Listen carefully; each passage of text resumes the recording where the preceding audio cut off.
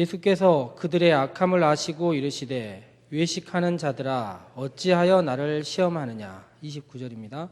예수께서 대답하여 이르시되 너희가 성경도 하나님의 능력도 알지 못하는 고로 오해하였도다. 아멘. 예로부터 질문하는 방식은 누군가에게 깨달음을 줄 때, 무엇인가를 알아갈 때 참 좋은 방식이었습니다. 오늘 성경 말씀 두 곳도 질문하는 사람들과 질문에 대답하시는 예수님에 대한 이야기가 기록되어 있습니다. 보통 사람은 누군가에게 무엇인가가 궁금할 때 질문을 하게 마련입니다. 그리고 그것에 대해서 답을 알아가는 과정, 이것이 한 사람의 정체성을 이뤄간다 말할 수 있습니다. 내가 궁금했던 것이 알게 되면서 그것이 알아가는 과정 가운데서 정체성이 발전한다는 것입니다.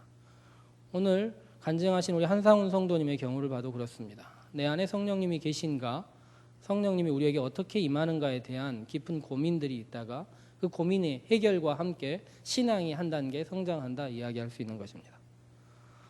집에 있는 아이들과 대화하다 보면 아이들의 정체성이라는 것이 어떤 것인지 쉽게 알 수 있습니다. 저희 집에 있는 7살과 9살짜리 아이들은 곧잘 저에게 묻곤 합니다. 뭐가 더 세냐? 뭐가 더 빠르냐? 누가 이기느냐? 로봇 2개 가져와서 얘들 둘이 붙으면 누가 이기느냐? 레고 2개 가져와서 얘들 전쟁하면 누가 이기느냐? 차 타고 가면서 늘 하는 얘기가 경주용차와 스포츠카가 누가 더 빠르냐? 아이들의 세계관이라는 것이 그 당시에는 그 정도가 한계인 것입니다. 그래도 그것에 대한 응답과 함께 성장해 가는 것입니다. 비교한다는 것은 어떻게 보면 성장에 좋은 지름길 중에 하나라 볼 수도 있을 것 같습니다.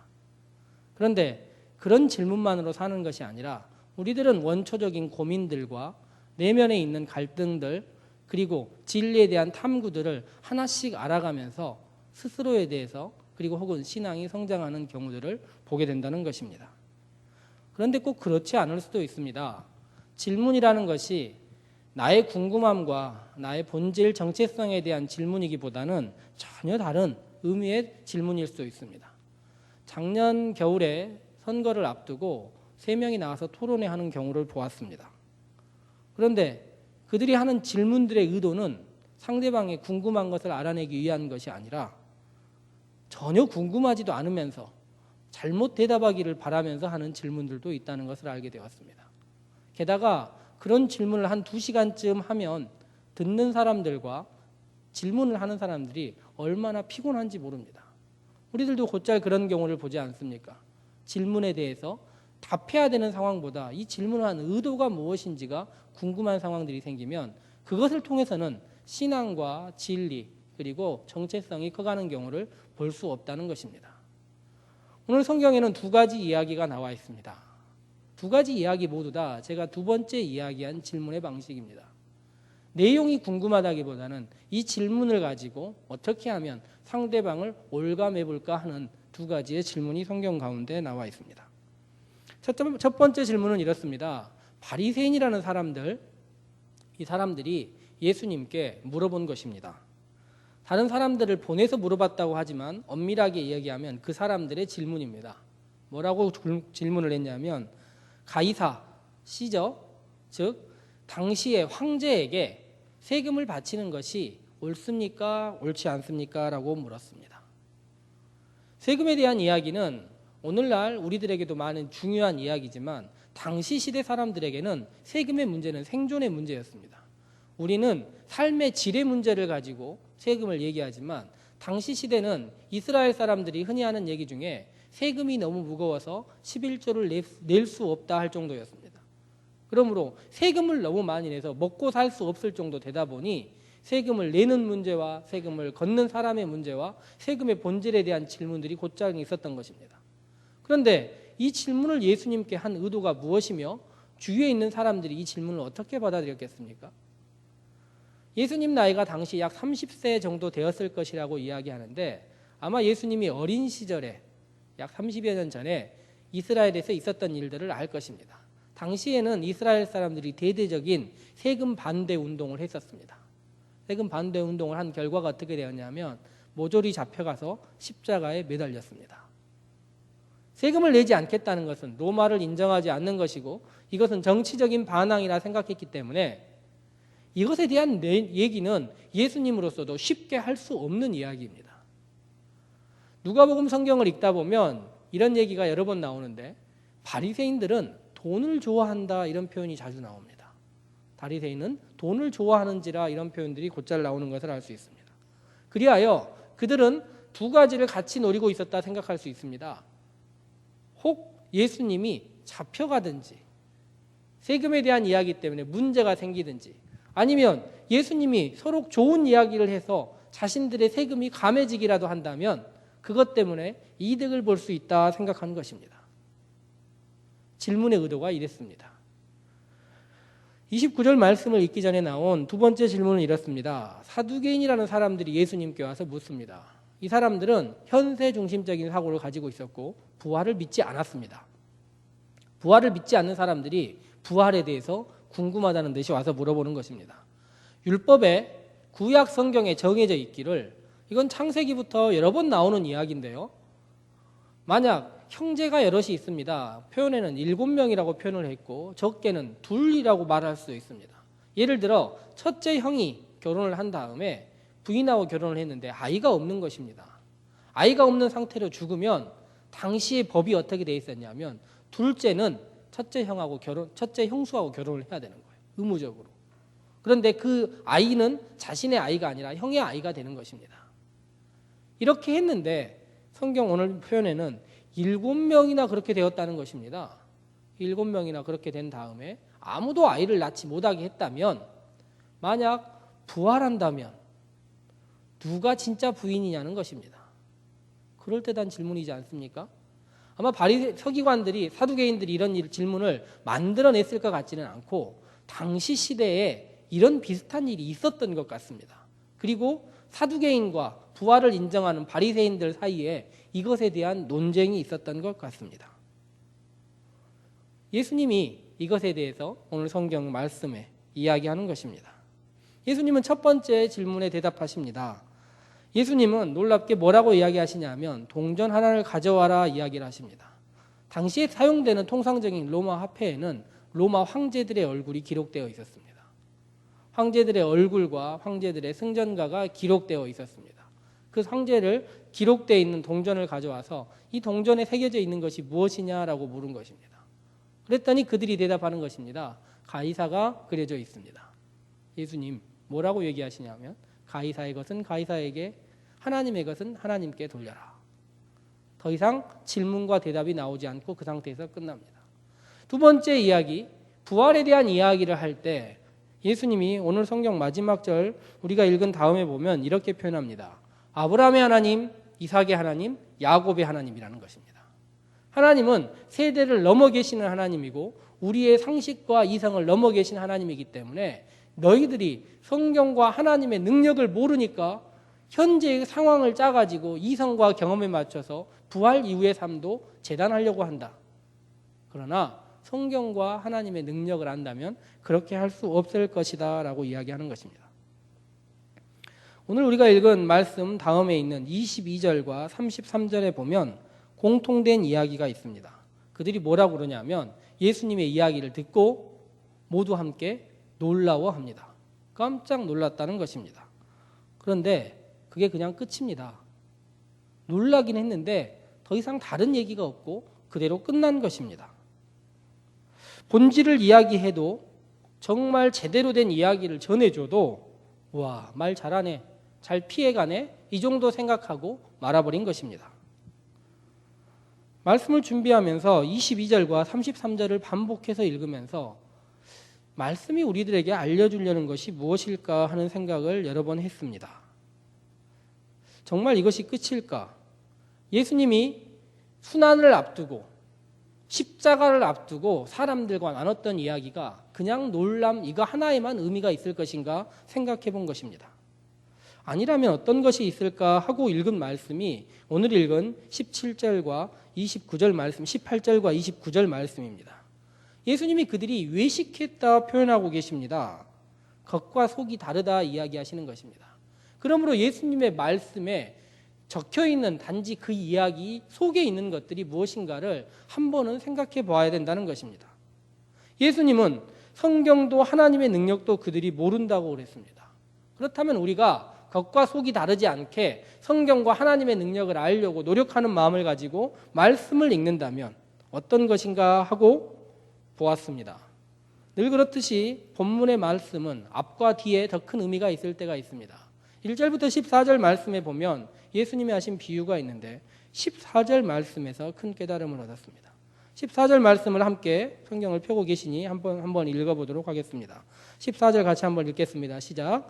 청함을 받은 자는 많되 택함을 입은 자는 적으니라. 물론 이 말씀만 읽어서는 답이 나오지 않습니다.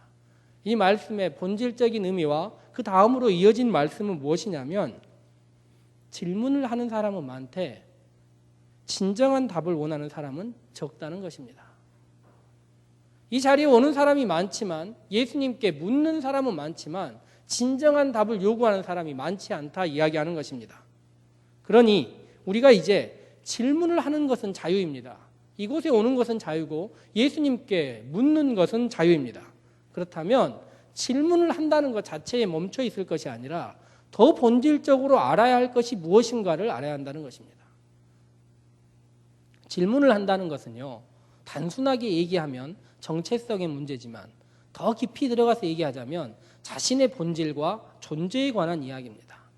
내가 어떤 것을 묻느냐는 그렇게 단순한 문제가 아니라는 것입니다. 아무리 좋은 선생이, 아무리 좋은 구원자가, 아무리 좋은 여러분들에게 진리를 가르쳐 줄 사람이 있을지라도 우리가 존재를 걸고 질문을 던지지 않는다면, 단지 올가매기 위한 질문만을 던진다면 어떤 것도 얻어낼 수 없다는 것입니다. 그것을 생각하고 다시 한번 성경을 읽어보겠습니다. 두 이야기의 상황은 전혀 다른 것으로 보입니다. 내용도 다르고 두 사람들은 서로를 미워했다 그랬습니다. 바리새인과 사두개인들은 서로가 좋아하지 않는 사람들이었습니다. 게다가 돈에 대한 문제나 부활에 대한 문제가 늘 그들은 달랐습니다. 그래서 우리는 두 가지 질문이 다르다고 생각하기 쉽습니다. 그런데 성경을 질문과 존재를 건 질문의 차원에서 생각하자면 두 가지 이야기는 같은 이야기라는 것입니다. 두 가지 다 어떤 이야기냐면 그들이 지키고자 하는 전통과 그들이 지키고자 하는 경제적 욕망과 그들이 지키고자 하는 미래의 문제를 한번 떠본 것뿐이라는 것입니다. 또한 그들은 둘 다, 두 종류의 사람 모두 다 어떤 것도 포기할 준비가 되어 있지 않습니다. 질문을 하기는 하되 내 존재는 바뀔 어떠한 마음의가짐도 없이 질문을 하고 있다는 것입니다. 그러므로 예수님이 그들에게 어떤 이야기를 하더라도 그들은 자신을 바꿀 마음의 준비가 전혀 되어 있지 않다는 것입니다. 그들의 모든 고민과 그들의 존재와 그들의 죄의 문제까지 모두 해결해 줄 수 있는 분이 예수님인데 그들은 그것에 대해서 알려고 하기보다는 자신의 전통을 지키려는, 자신이 가지고 있는 것을 반복하려는 경향만을 가지고 질문하고 있다는 것입니다. 그렇다면 오늘 우리의 예배는 어떻습니까? 우리는 예배드리러 이 자리에 나왔습니다. 예배를 우리의 질문이라 한번 생각해 봅시다. 우리는 예배를 통해 우리의 삶을 바꿀 준비가 되어 있는 것입니까? 예배 안에 있는 말씀과 기도와 찬양과 나의 삶의 본질을 건드리는 그 문제를 만난다면 우리들은 약간 놀라고 그럴듯하네, 그리고 그냥 돌아가는 존재들입니까? 아니면 우리의 삶을 바꾸고 결단하고 내 생활을 바꾸겠다고 이야기하는 사람이냐는 것입니다. 우리가 예배를 드리면서도 내 삶의 문제를 건드리지 않고 내 본질을 움직이지 않겠다고 생각한다면 우리가 드리는 것은 예배가 아니라 강연이나 세미나의 다름 아닌 것입니다. 교회란 신앙을 함께 예배드리면서 삶을 바꿀 준비가 돼 있는 사람들이 모여있는 공동체라는 것입니다. 그것은 우리의 경제적인 문제와 욕망의 문제와 제도권의 많은 것들, 우리의 미래일지라도 우리가 예배를 통해서 하나님이 나에게 질문을 던지시고 그 질문을 통해서 내 삶이 움직일 수 있다 다짐하고 모인 사람들의 공동체가 교회이자 예배라는 것입니다. 오늘 설교의 제목을 두 질문이라고 정해보았습니다. 두 번의 질문, 한 번은 바리새인, 한 번은 사두개인들의 질문입니다. 그러면서 저는 이번 주일 고난주일 일주일을 맞이하는 우리의 질문은 어떤 것이어야 될까 곰곰이 생각했습니다. 고난주일에 우리 청년들은 어떤 질문을 하고 살았으면 좋을 것인가 생각해 본 것입니다. 그리고 만약 고난주일에 이런 질문을 하나님께 던진다면 우리가 우리의 존재를 어떻게 바꿀 것인가를 생각해 본 것입니다. 고난주간에 가장 깊이 생각해야 될 것이 무엇이겠습니까? 다름 아닌 십자가입니다. 여기 위쪽에 높이 달려있는 십자가를 우리는 고난주간에 깊이 생각해 보아야 합니다. 그리고 십자가란 두 종류의 십자가라는 것도 늘 기억해야 합니다. 하나는 교회당에 매달려 있는 십자가고 하나는 내가 매야 할 십자가라는 것입니다. 우리들은 늘 신앙생활 안에서 교회에 매달려 있는 십자가는 깊이 고민하지만 내가 지어야 할 십자가에 대해서는 고민하지 않고 살고 있다는 것입니다. 그리하여 질문을 던집시다. 주님, 제가 이것에 대해서 궁금합니다. 저에게 답을 주십시오. 주님의 십자가는 무엇입니까? 주님, 제가 져야 할 십자가는 무엇입니까? 이것이 우리의 질문이 되고 그 질문에 대한 대답이 우리의 삶을 바꾸는 것이라는 겁니다.